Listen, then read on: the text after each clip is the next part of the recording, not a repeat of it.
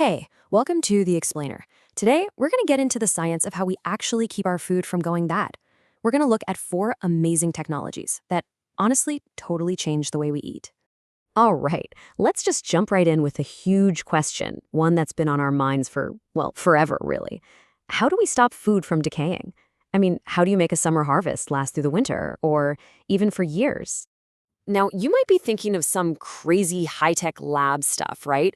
But the most powerful idea behind keeping food fresh is actually super, super simple, and it's been around for thousands of years. That's it. The whole secret is about getting rid of water. See, if you can take away the moisture, you basically starve out those little microscopic armies, the bacteria, the yeasts, the molds that are always trying to break our food down. This one simple idea is the key to our very first method. And that, right there, brings us to the oldest and, you could argue, the most powerful preservation method ever, just plain old drying. It is the original food trick, and believe me, it is still absolutely essential to our food supply today. So here's the key thing to get. It's not just about removing all the water. It's about lowering something called water activity. Just think of it as the free water that microbes can actually use to live and grow. If you imagine a food as a sponge, it's not the water bound up in the sponge material itself, it's the water you can easily squeeze out. Once that squeezable water is gone, they just can't survive. Game over. And, we've come a long way from just leaving jerky out in the sun. Today, we have this whole arsenal of industrial drying tools. Spray drying can turn liquid milk into powder in a blink, and freeze drying, that's how you get things like astronaut ice cream, by turning solid ice straight into vapor. It's pretty wild. Okay, so if drying is all about taking water away, our next method flips that on its head. We're going to go from taking things away to fighting with fire. Or, well, heat anyway. The Industrial Revolution gave us canning, which is this powerful way of creating a sealed fortress against spoilage using some serious heat.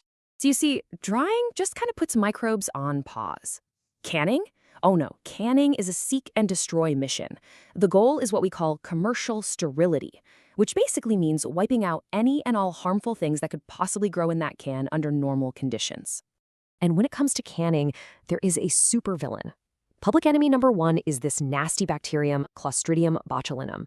This thing produces one of the deadliest toxins on Earth, and its spores are so tough they can literally survive being boiled. But here's where it gets really cool. The food's own chemistry changes the rules of the game. For high-acid foods like tomatoes or pineapple, the acid itself stops those botulinum spores from ever waking up. But for your low-acid stuff, think green beans, corn, meats. Yeah, you gotta bring out the big guns. And this is the magic number. To kill those super tough spores in low-acid foods, you have to get them to 121.1 Celsius. That's 250 Fahrenheit. And you can't do that in a regular pot of boiling water. See, water normally boils at 100 C and that's it. To get it hotter, you need to put it under pressure, which is exactly what a pressure canner does. And this whole process is like a perfectly choreographed dance. It goes from washing and sorting to blanching, which stops enzymes, to that airtight seal, and then, boom, the critical sterilization step. It's all designed to make sure every single can is perfectly safe. Okay, so we've used heat, but what about going to the other extreme, the big chill? Freezing is probably our best shot at locking in that just-picked freshness. It does an amazing job of preserving nutrients, color, and texture, maybe better than anything else. Now, this is so important. How you freeze matters a lot. When you freeze something slowly, like in your home freezer, you get these big, jagged ice crystals. They act like little knives, just shredding the cell walls of the food. That's why your frozen strawberries can turn into a mushy mess. But fast freezing, that creates tiny, fine crystals that leave everything intact. And you've totally seen this in action, maybe without even realizing it. You know how frozen peas are all separate and roll around in the bag? That's IQF, individually quick freezing. They blast each little pea with super cold air, freezing it almost instantly before it has a chance to clump together. It's genius. And this is the golden rule for keeping things frozen long term. At minus 18 Celsius, or 0 Fahrenheit, all the water is locked up solid as ice. Basically, at this temperature, everything just stops. All that bad stuff, the microbes, the enzymes, they're put on ice, literally. All right, for our last method, we're going to shift gears. We're moving away from these brute force methods of extreme heat and cold to something, well, a lot more subtle. This is osmotic dehydration, and it's a much gentler way to preserve food. So, how in the world does this work? It's actually based on a really basic principle of nature. Picture this. You take some fresh fruit slices, right, and you soak them in this really, really concentrated sugar syrup.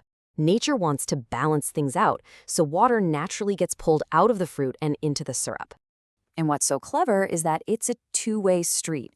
Water flows out, which is what we want, but at the same time, a little bit of that sugar flows in.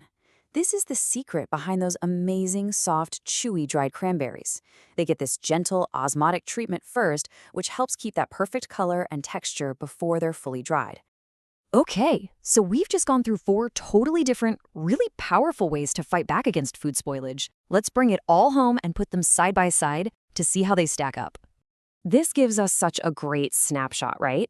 Drying is all about making things shelf-stable at room temperature. Canning gives you that total sterility. Freezing is the absolute champion of freshness. And osmosis is this gentle, flavorful approach. Each one has its own unique superpower in this constant battle to make our food last.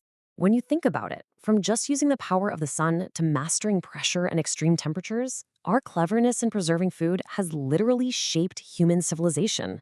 It really makes you think, doesn't it? With all the incredible technology we have now, what's next? What is the next food revolution going to look like?